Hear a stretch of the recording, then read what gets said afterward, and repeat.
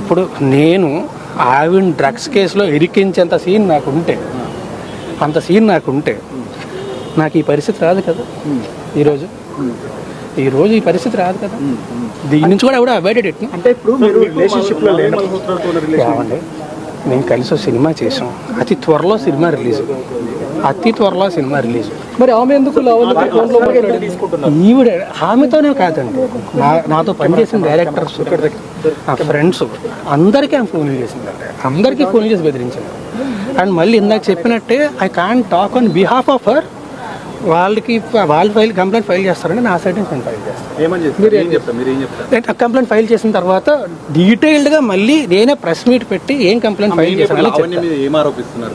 నేను ఇప్పుడు ఏం చెప్పనండి, కంప్లైంట్ ఫైల్ చేసిన తర్వాత మాట్లాడతాను. సార్, ఇప్పుడు లావణ్య ఎన్నో ఫోటోలు మీడియాకి రిలీజ్ చేసింది, దానిపైన మీరు ఏం చెప్తారా? అంటే అందులో మీ ఫ్యామిలీ మెంబర్స్ అదే అండి, మీరు పెళ్లి చేసుకున్న